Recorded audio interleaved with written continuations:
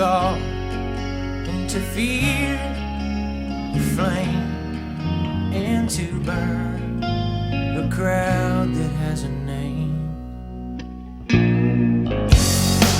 and to right or wrong, and to meek or strong. One thing that I was self-taught is to express myself creatively and never let anybody say otherwise. This is a movie that showed me there are people out there that share that similarity with me. They do what they want to do, and they don't let others say about their work bring them down. The movie that gives me confidence as a future filmmaker is Ed Wood. This movie tells the story of real-life film director Edward D. Wood Jr., who is known as the worst director of all time. He does his best to make his three most notorious films, Glen or Glinda, Bride the Monster, and Plan 9 from Outer Space, but his filmmaking causes a damper on his personal life. I'm a sucker for biographical movies, especially if they are about people who I have shown interest in, and Ed Wood is one of them. While I have yet to see one of his movies, I have to admire who he was as a person. Any man who could have confidence in his work, despite them being considered the worst films of all time, has got my respects. It's also odd knowing that Tim Burton is the director of this. While he's not used to directing biographical movies, he still makes this film his own, as it has his trademark visual storytelling, and he shows to have appreciation for the work of Ed. Then there's Johnny Depp as Ed Wood. Johnny Depp has become one of my favorite actors, and this is one of my favorite roles that he's done. He portrays Ed Wood as an optimistic artist who has passion for what he does, and keeps a smile on his face through life's tough spots. However, the actor who's the real star of this movie is Martin Landau as Bela Lugosi. Being a huge Bela Lugosi fan, I love seeing him portrayed in a biographical movie. While it is out of character for him to be dropping swear words, I'm able to separate the character from the real person because I know that this film is a movie first and a biography second. Finally, I love this film's overall message of doing what you love and fighting fang and claw to get your work out there. Love him or hate him, Ed Wood loves what he does, and you have to admire him for that.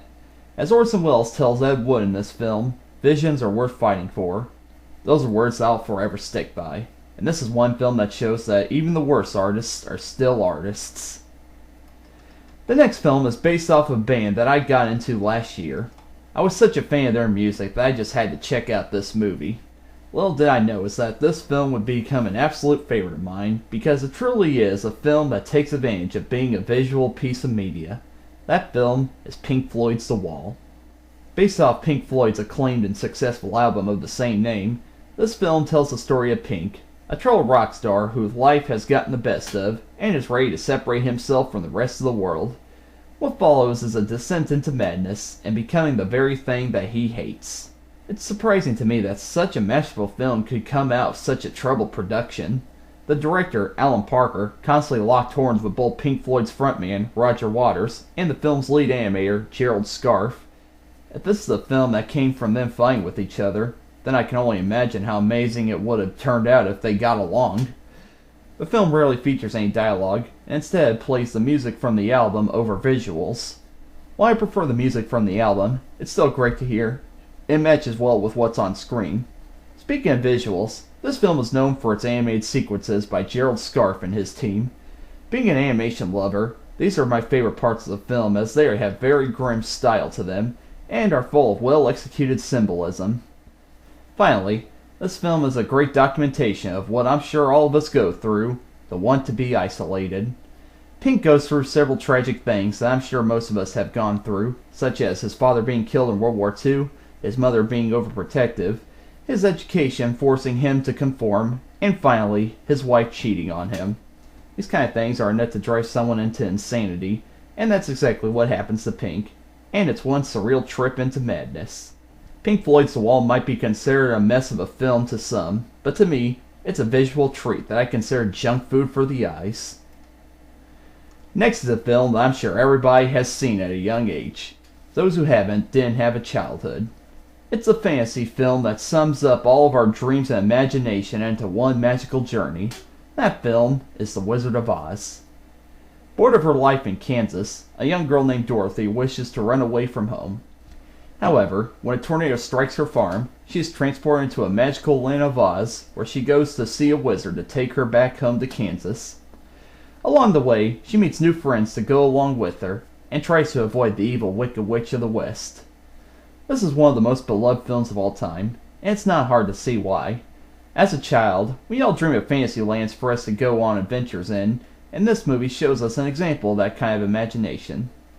This film is also significant for being an early film to use color, and takes full advantage of the hue spectrum. Oz is a beautiful world, which is so well put together in this film that I feel like it can actually exist.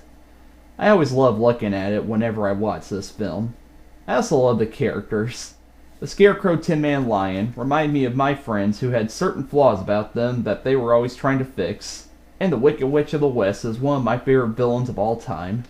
Margaret Hamilton's performance is legendary, playing the witch as an evil woman who will do anything to get what she wants. Finally, out of all the movies on this list, this is the one that I've seen the most. I've watched it since I was young, and not once have I ever been bored with it. It's just as wonderful as I remember it, if not more wonderful. I always notice something new every time I watch it. That's the sign of a great movie. The Wizard of Oz is a film for kids who visualize about worlds outside of our own, and it's also a movie for adults to relive those same worlds that they came up with as children.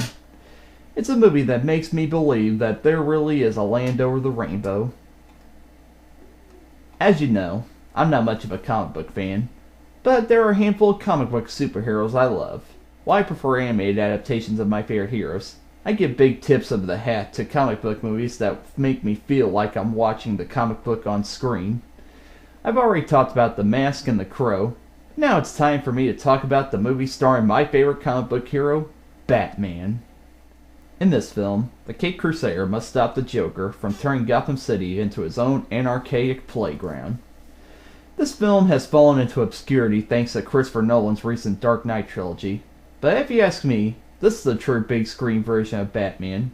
For starters, Batman is a hero with a dark past, surrounded by even darker environments, so it makes sense that the perfect director to handle the character would be Tim Burton. With Burton's style being dark and visual, I believe that Batman works perfectly with it, and it shows. There are several moments that let the visuals do the storytelling, and the production design makes the sets look like they were lifted straight out of the comics. Another highlight of the film is the casting.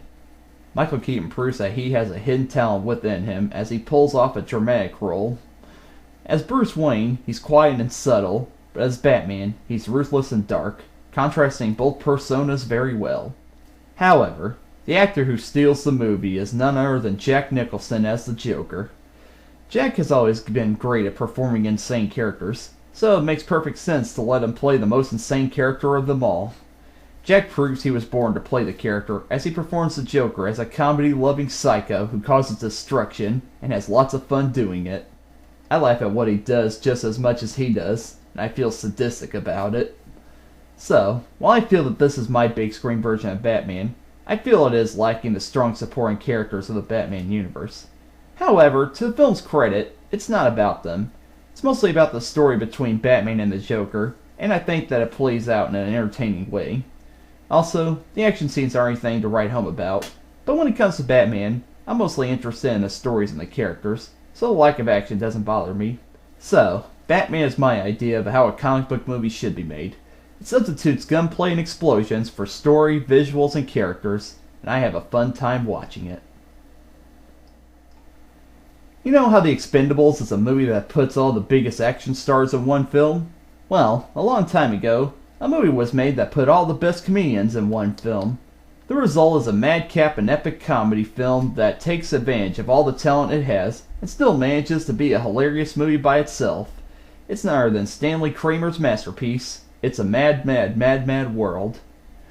A runaway felon is being chased by the cops, which causes him to drive off-road and seriously injure himself.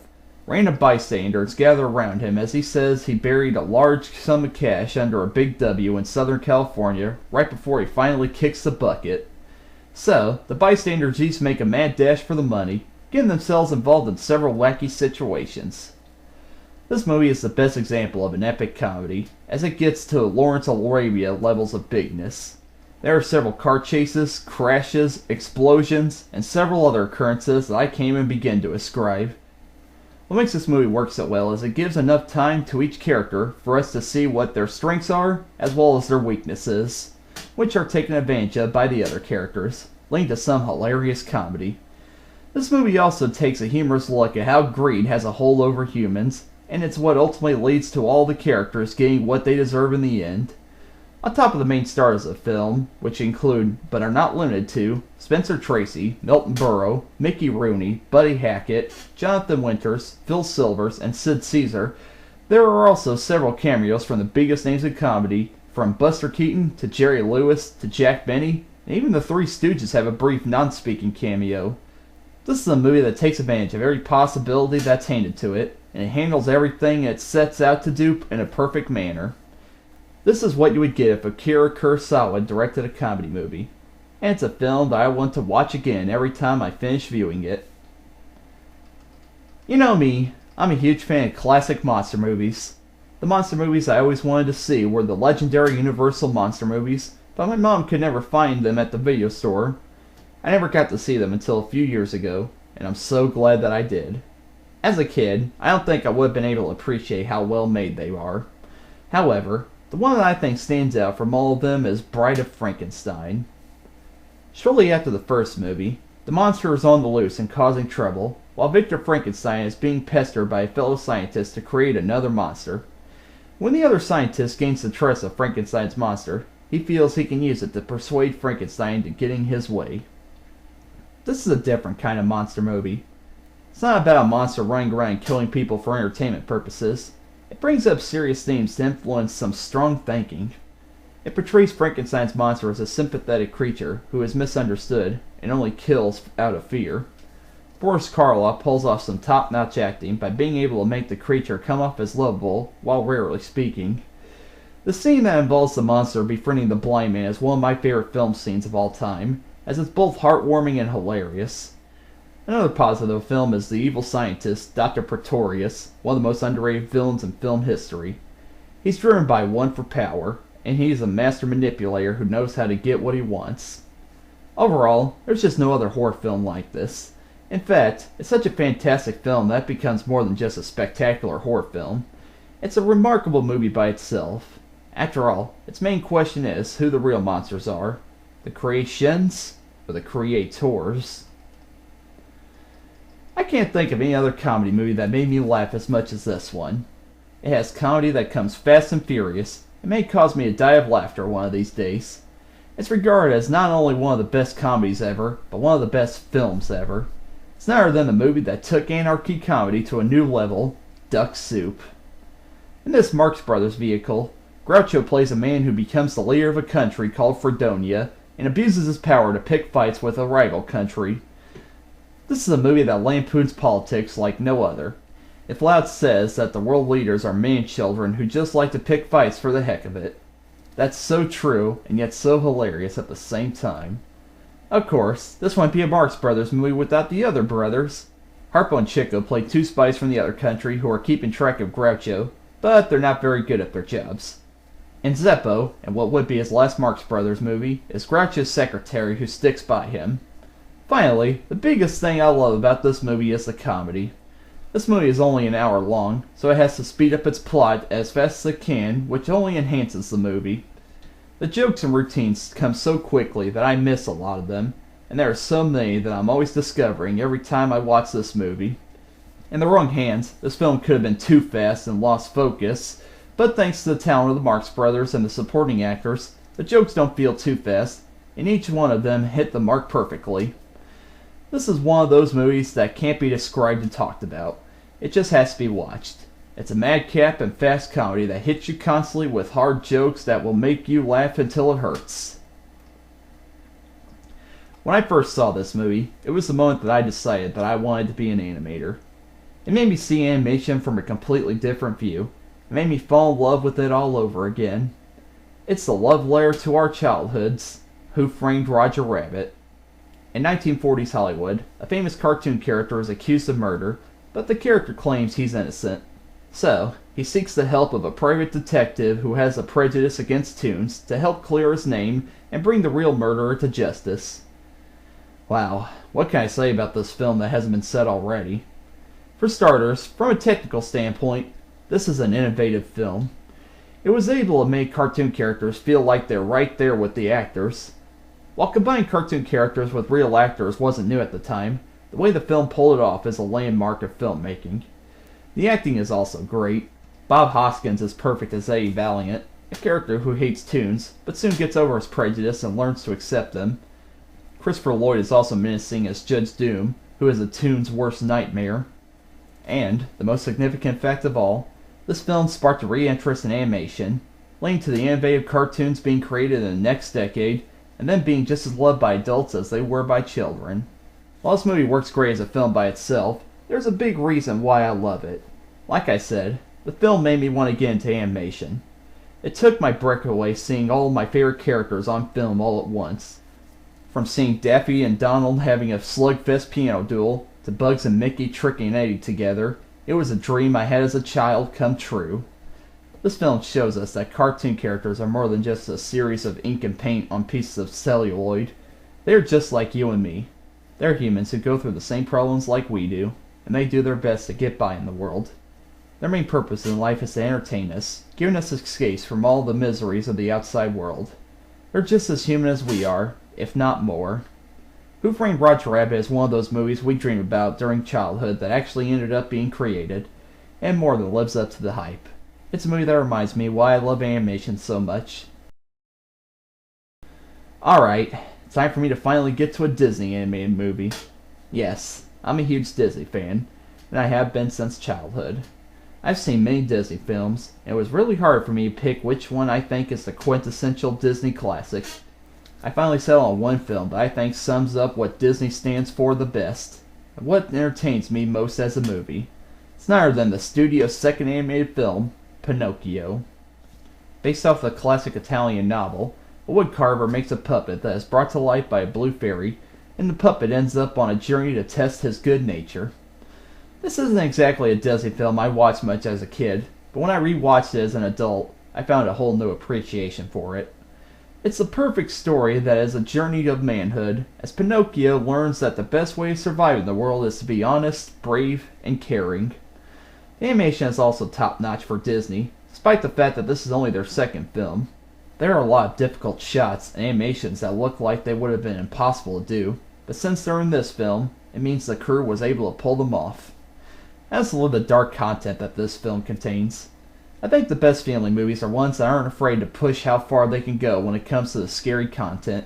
This film has plenty of it, from the greedy puppeteer Stromboli, to the famous donkey transformation scene, and finally to Monster of the Whale. This movie is able to become exciting without becoming nightmare-inducing. Finally, there's the song When You Wish Upon a Star, which has become the official Disney theme song. It has an overall message of optimism that says that if you just keep believing in yourself, you will accomplish anything you want. And I believe that's what Disney stands for. They're able to fill kids with hope at an early age and make them look forward to the bright futures. Disney did that for me as a kid, and as an adult, this movie reminds me why I'm going into animation. I want to make the childhoods of several children, and I want to repeat the childhoods of several adults. I know that if I keep my optimistic attitude and work hard, I'll be able to do what I wish to do. Pinocchio is an animated film that is a fun adventure for kids, and a reminder of a wonderful childhood for adults. We made it. It's now time for the last movie. I know it's not going to be a surprise to anyone, but I can't help myself. While I was a huge fan of the franchise this movie spawned, I was unaware of what this film really was. I was used to the watered-down English version, but thanks to the DVD release, I finally got to see this film for the masterpiece that it really is. Here it is, Gojira. In post-World War II Japan, a series of boating accidents is discovered to be caused by a giant prehistoric dinosaur who has awoken from testing of nuclear bombs and is now destroying the city of Tokyo. Now, it's up to the work of a scientist to develop a way to stop the monster, if his conflicted love life doesn't stop him from doing so. This is a monster movie like no other. Instead of focusing on the monster destroying buildings and killing people, it focuses on how the people are affected by the destruction caused by the monster. The pain and suffering that the people in this film go through is heartbreaking and eye-opening. Also, this isn't a monster movie that I'm just waiting for the monster to show up in. I'm interested in the drama involving the human characters, and the actors all do great jobs of keeping me entertained. This movie introduced a new way of bringing monsters onto the big screen. Instead of using stop motion or putting makeup on an actor, a monster suit was constructed for the actor to act in. It proved to be a difficult process as the suit was very heavy, and it didn't take long for the heat to build up in it. While I had fun watching this film the first time I saw it, I realized what its real message is. It's a warning to set down nuclear weapons and for us humans to love each other. It says that if we don't stop causing destruction, nature will rise up and strike back. It's not a movie that Japan was making in order to get back at America for Hiroshima and Nagasaki. It's an all brains that doesn't want any more violence and war. This film forever changed me because of that. It was then that I became a pacifist, and my life was never the same since. I became peaceful and more understanding of my fellow man. I took a stance against war violence, and I still hold that view to this day. After seeing all the horrible casualties that destruction has on people, I do not want anybody else to go through it. I love every single person on this earth, and I just want hatred and war to all end. While it hurts me to say that it doesn't look like it's going to happen anytime soon, I can still hope that we'll eventually learn to finally put down our arms. So, Gojira is not only an entertaining monster movie, it's a wake-up call to those who love to cause violence, to see what they are actually doing to the world. So, there are the 50 films that I cannot live without. I love movies, and I'll keep watching them until the day I die. As I see more and more, I'm sure that I'll be adding them to my favorites list. Films influence me almost as much as cartoons do, and they play just as big a part into shaping who I am as a person. They entertain me, captivate me, and inspire me. I'll always hold these films close to me, and I don't plan on letting them go.